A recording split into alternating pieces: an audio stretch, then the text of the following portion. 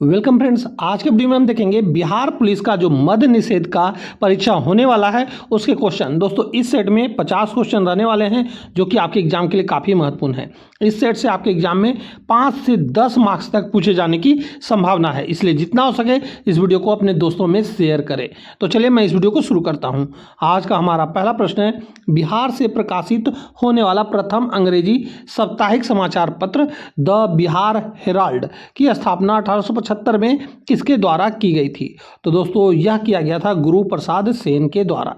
दोस्तों प्रत्येक प्रश्न के नीचे हमारे द्वारा विश्लेषण दिया गया है, ये आप वीडियो पॉज करके खुद से पढ़ेंगे क्योंकि हमारे पास आपके लिए ज़्यादा प्रश्न लाने के लिए कम समय में केवल क्वेश्चन और आंसर बताया जाएगा और आप ज़्यादा से ज़्यादा जानकारी के लिए विश्लेषण पढ़ लें क्योंकि इससे आपके एग्जाम में काफ़ी प्रश्न बनने वाले हैं। अगला प्रश्न है कि यदि किसी काल्पनिक ग्रह द्रव्यमान पृथ्वी के द्रव्यमान का दोगुना और उसकी त्रिज्या पृथ्वी की त्रिज्या की आधी हो तो उस ग्रह पर पलायन वेग पृथ्वी के पलायन वेग का कितना गुना होगा?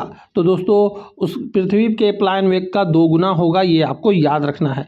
और दोस्तों इसका आप विश्लेषण खुद से देख लेंगे क्योंकि इससे काफ़ी ज़्यादा प्रश्न मिलेंगे, इसमें विश्लेषण नहीं दिया हुआ था। अगला प्रश्न है, भारतीय संविधान के किस अनुच्छेद के तहत प्रावधान किया गया है कि राज्य का निर्वाचन आयुक्त को पद से केवल उसी रीति से और उन्हीं आधारों पर ही हटाया जा सकता है जिस रीति और आधारों पर उच्च न्यायालय के न्यायाधीशों को हटाया जाता है? तो यह प्रावधान किया गया है अनुच्छेद 243 का सब्क्लास 2 के तहत। इस प्रश्न का आप विश्लेषण खुद से पढ़ेंगे क्योंकि विश्लेषण से काफ़ी प्रश्न आपके एग्जाम में पूछे जाएंगे। हमारा अगला प्रश्न है, पूर्वी अफ्रीकी देश इरिट्रिया की राजधानी और इसकी आधारिक मुद्रा का सही युग्म कौन सा है? तो दोस्तों यहाँ पे सही युग्म कौन सा है ये देखना है। तो असमारा जो है नाकपा ये सही मिलान किया हुआ है।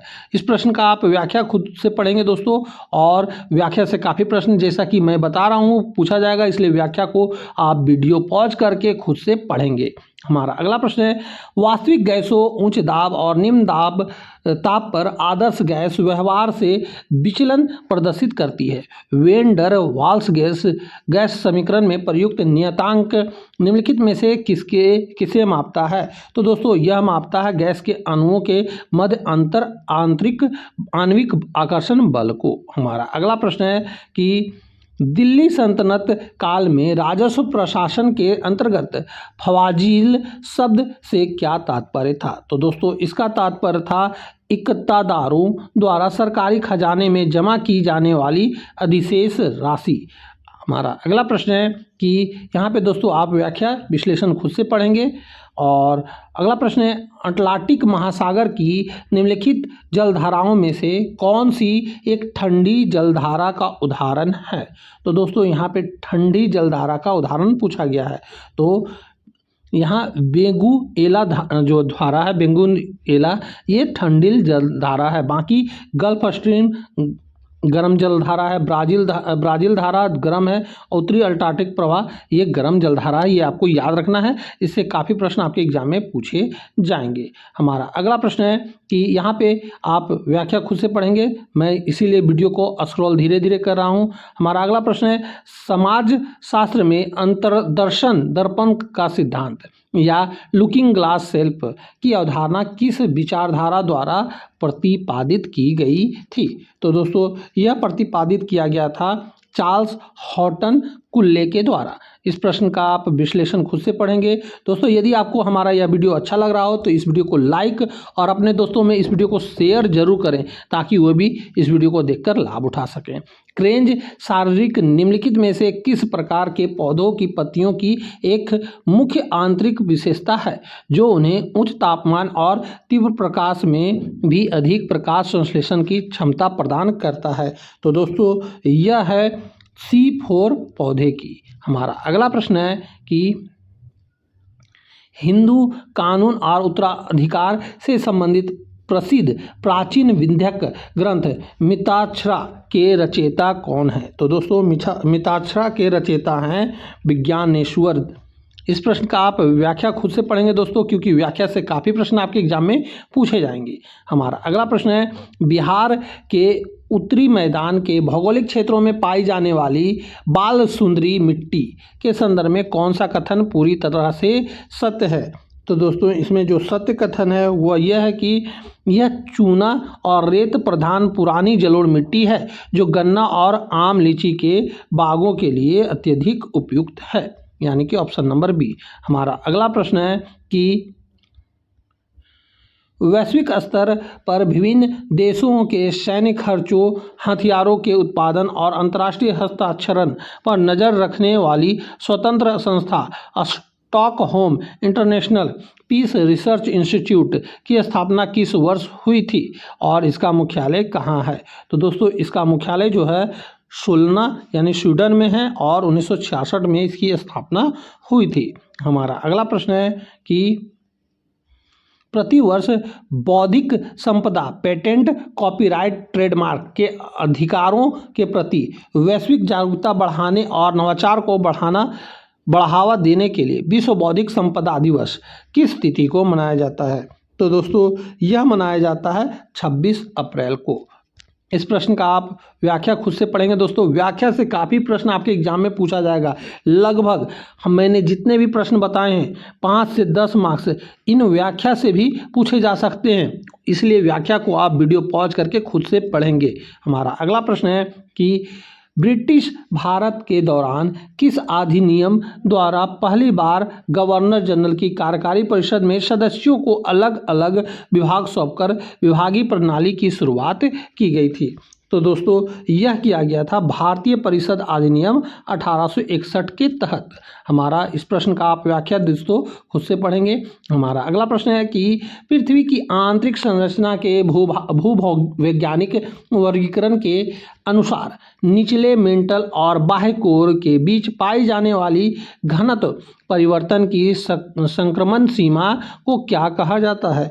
तो दोस्तों इसे कहा जाता है गुटेनबर्ग असमानता। हमारा अगला प्रश्न है कि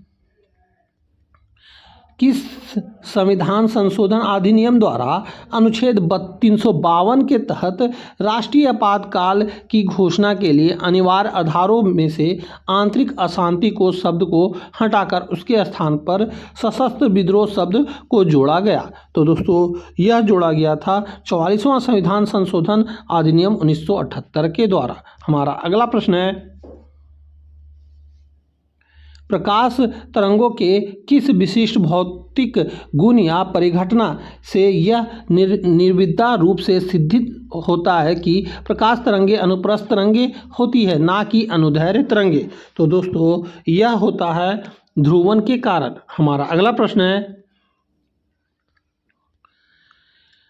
भारत के केरल राज्य के तटीय क्षेत्रों में पाई जाने वाली भारी मोनाजाइट रेत से निम्नलिखित में से कौन सा महत्वपूर्ण और राजनीतिक रेडियोधर्मी तत्व प्रचुर मात्रा में पाया जाता है? तो दोस्तों यह पाया जाता है थोरियम।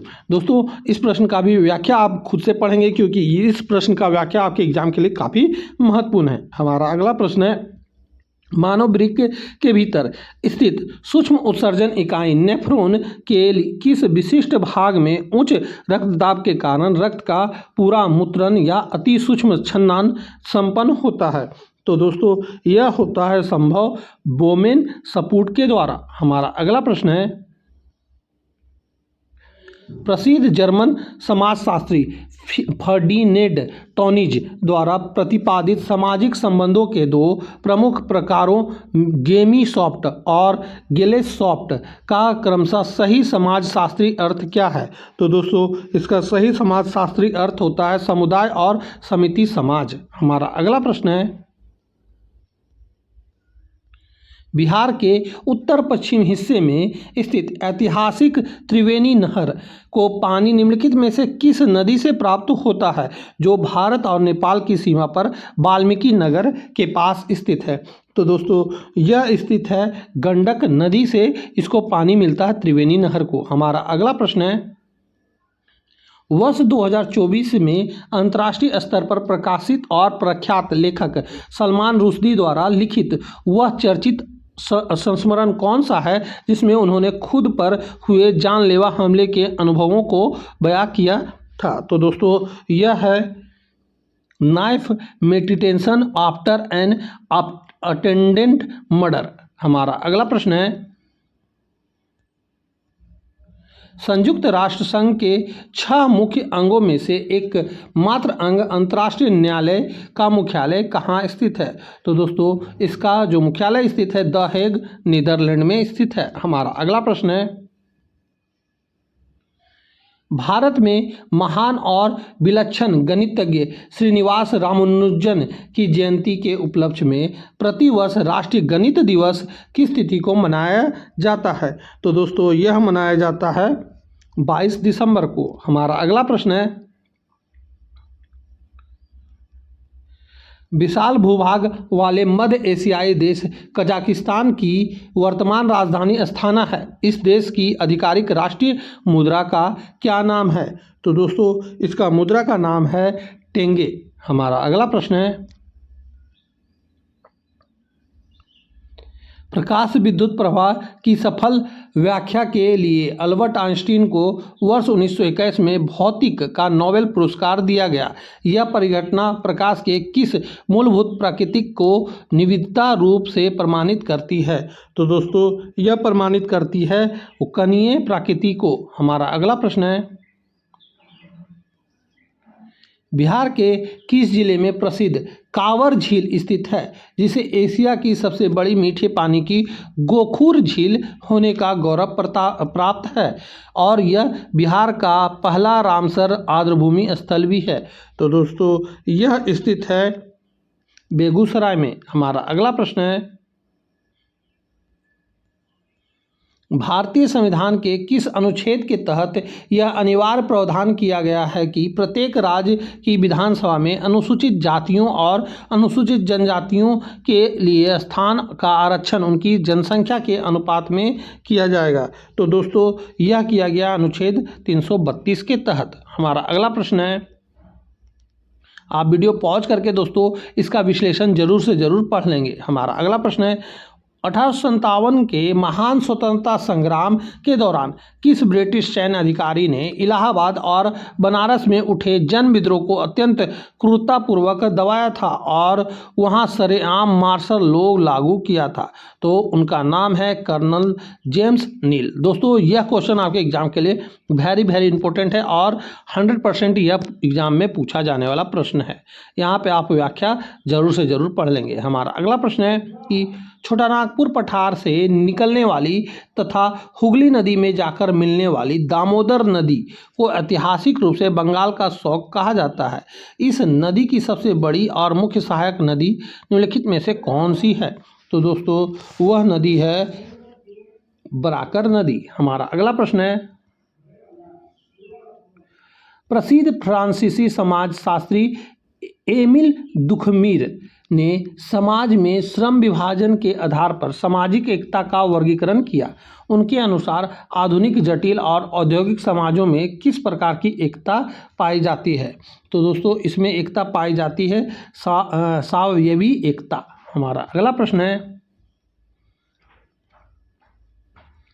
पादप हार्मोन एब्सिसिक अम्ल को मुख्य रूप से किस श्रेणी का हार्मोन माना जाता है और पौधों में इसका मुख्य कार्य क्या है? तो दोस्तों इसका पौधों में मुख्य कार्य होता है कि वृद्धि रोधक होता है ये, और तनाव की स्थिति में रंध्रों को बंद करना और पतझड़ को बढ़ाना देना होता है, ये सही कार्य होता है। हमारा अगला प्रश्न है, यहाँ पे दोस्तों आप इसका विश्लेषण भी अच्छे से पढ़ लेंगे क्योंकि ये क्वेश्चन भी आपके एग्जाम में पूछा जा सकता है। हमारा अगला प्रश्न है, प्रति वर्ष संपूर्ण विश्व में मरुस्थलीकरण के बढ़ते प्रभाव को रोकने और सूखे के प्रति वैश्विक जागरूकता पैदा करने के लिए विश्व मरुस्थली रोकथाम दिवस किस तिथि को मनाया जाता है? तो दोस्तों यह मनाया जाता है 17 जून को। हमारा अगला प्रश्न है, यहाँ पे दोस्तों व्याख्या को खुद से आप पढ़ेंगे वीडियो पॉज करके क्योंकि इससे आपके एग्जाम में काफ़ी प्रश्न पूछे जाएंगे। लगभग 5 से 10 मार्क्स तक इसी से पूछे जाने की संभावना है। हमारा अगला प्रश्न है, बिहार के गया जिले में फल्गु नदी के सुरमई तट पर स्थित प्रसिद्ध विष्णुपद मंदिर का वर्तमान स्वरूप में पुनर्निर्माण वर्ष 1787 में किसके द्वारा कराया गया था? तो दोस्तों यह कराया गया था रानी अहिल्याबाई होलकर के द्वारा। हमारा अगला प्रश्न है, किसी पिंड की घूर्णन गति के अंतर्गत उस पिंड के जड़त्व आघूर्ण और उसके कोणीय त्वरण का गुणनफल निम्नलिखित में से किस भौतिक राशि के बराबर होता है? तो दोस्तों वह भौतिक राशि है बल आघूर्ण। हमारा अगला प्रश्न है, पोर्टलैंड सीमेंट के औद्योगिक उत्पादन के दौरान क्विकलर को पीसते समय कच्चे माल चूना पत्थर और मिट्टी के समय थोड़ी मात्रा में जिप्सम क्यों मिलाया जाता है? तो दोस्तों इसमें जिप्सम इसलिए मिलाया जाता है क्योंकि सीमेंट के प्रारंभिक जमने की दर को धीमा करने के लिए ऐसा किया जाता है। हमारा अगला प्रश्न है, भारतीय स्वतंत्रता संग्राम के शुरुआती दौरान में क्रांतिकारियों के भीतर राष्ट्रवाद की तीव्रता भावना जगाने के लिए वर्ष 1905 में लिखी गई प्रसिद्ध प्रतिबंधित गुप्त पुस्तक भवानी मंदिर के लेखक कौन थे? तो इसके लेखक थे अरविंद घोष जी। हमारा अगला प्रश्न है, दोस्तों इसका भी आप विश्लेषण अच्छे से पढ़ लेंगे क्योंकि इससे भी एक प्रश्न आपके एग्जाम में पूछा जाने वाला है। हमारा अगला प्रश्न है, दक्षिण अमेरिका महाद्वीप की प्रसिद्ध एंडीज पर्वतमाला के मध्य स्थित टिटिकाका झील किन दो देशों की सीमाओं पर स्थित विश्व की सबसे ऊंची नौगम्य झील है?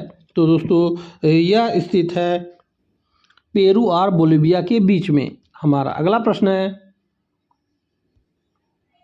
भारतीय संविधान के किस अनुच्छेद के तहत भारत के राष्ट्रपति को यह विशिष्ट अधिकार प्राप्त है कि वह केंद्र और राज्य के बीच बेहतर समन्वय स्थापित करने के लिए एक अंतर्राज्यीय परिषद का गठन कर सकता है? तो दोस्तों यह अनुच्छेद 263 में बताया गया है। हमारा अगला प्रश्न है, कुषाण वंश के महान शासक कनिष्क के शासनकाल में कश्मीर के कुंडल वन में आयोजित चतुर्थ बौद्ध संगीत की अध्यक्षता निम्नलिखित में से किसने की थी? तो दोस्तों इसकी अध्यक्षता वसुमित्र ने की थी। दोस्तों बौद्ध संगीत से आपके एग्जाम में एक प्रश्न 100% पूछे जाने वाले हैं, इसलिए इन प्रश्नों को आप अच्छे से देख लें क्योंकि बौद्ध से एक प्रश्न जरूर पूछा जाएगा और जैन से। हमारा अगला प्रश्न है कि मानव रक्त प्लाज्मा में पाए जाने वाला कौन सा विशिष्ट प्रोटीन मुख्य रूप से रक्त परिसंचरण सरनी दाब को नियंत्रित करने तथा रक्त वाहिकाओं में जल संतुलन बनाए रखने के लिए उत्तरदायी है? तो दोस्तों यह उत्तरदायी है एल्बुमिन के कारण। हमारा अगला प्रश्न है, विकासशील और सबसे गरीब देशों को बेहद आसान शर्तों और शून्य ब्याज दर पर दीर्घकालीन ऋण प्रदान करने वाली संस्था अंतर्राष्ट्रीय विकास संघ, जिसे विश्व बैंक की उदार ऋण खिड़की कहा जाता है, की स्थापना किस वर्ष हुई थी? तो दोस्तों इसकी स्थापना हुई थी वर्ष 1960 में। हमारा अगला प्रश्न है, वर्ष 1857 के महान विद्रोह के दौरान बिहार के किस क्षेत्र में स्थानीय जमींदार हैदर अली खान ने ब्रिटिश सत्ता को खुली चुनौती देते हुए एक समानांतर सरकार का गठन किया था और स्वयं को वहां का राजा घोषित किया था? तो दोस्तों यह किया गया था राजगीर नालंदा में। हमारा अगला प्रश्न है, दोस्तों इसका भी विश्लेषण आपको वीडियो पॉज करके खुद से पढ़ना है क्योंकि विश्लेषण से काफ़ी प्रश्न आपके एग्जाम में पूछे जाएंगे। हमारा अगला प्रश्न है, दक्षिणी पूर्व एशियाई देश कंबोडिया की राजधानी का नाम पनोम पेन है।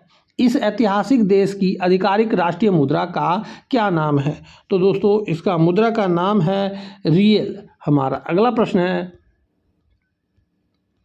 कांच की सतह पर अस्थायी रूप से नक्काशी करने या डिजाइन बनाने के लिए निम्नलिखित में से किस अत्यंत संक्षारक और अत्यधिक विषैले अम्ल का उपयोग किया जाता है? तो दोस्तों यह किया जाता है हाइड्रोक्लोरिक अम्ल का। हमारा अगला प्रश्न है, भारत के पश्चिमी घाट और उत्तरी पूर्वी राज्यों के उच्च तापमान और अत्यधिक मौसमी वर्षा वाले क्षेत्रों में तीव्र निक्षालन की प्रक्रिया के फलस्वरूप किस विशिष्ट मिट्टी का निर्माण होता है? तो दोस्तों वह विशिष्ट मिट्टी है लेटेराइट मिट्टी। हमारा अगला प्रश्न है,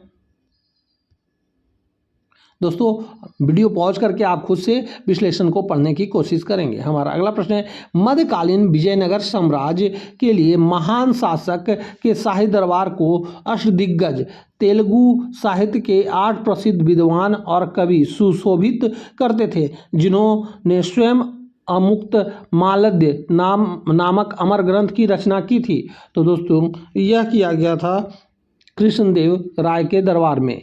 हमारा अगला प्रश्न है, दोस्तों ये क्वेश्चन भी आपके एग्जाम के लिए 100% पूछा जाने वाला प्रश्न है, इसलिए इस विश्लेषण को भी आप अच्छे से पढ़ेंगे। हमारा अगला प्रश्न है कि भारतीय समाजशास्त्र के संस्थापकों में से एक माने जाने वाले प्रोफेसर G.L. घुरिये ने जाति व्यवस्था की कितनी मुख्य बुनियादी विशेषताओं का उल्लेख अपनी प्रसिद्ध कृति caste and race in India में किया है? तो दोस्तों यह किया गया है 6। हमारा अगला प्रश्न है,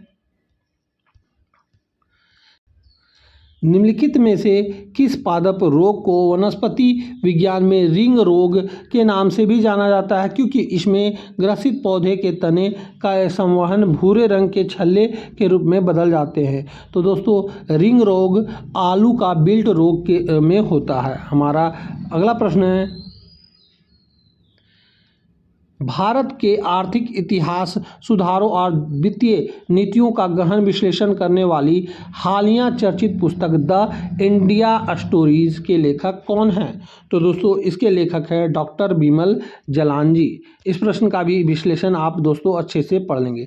तो दोस्तों ये थे टोटल 50 क्वेश्चन। आपके 50 क्वेश्चन में से कितने प्रश्न सही हो रहे हैं ये आप हमें कमेंट करके बताएंगे। तो दोस्तों यहीं पे हम इस वीडियो को समाप्त करते हैं। अब हम आपसे मिलेंगे अगली वीडियो में, तब तक के लिए जय हिंद, वंदे मातरम।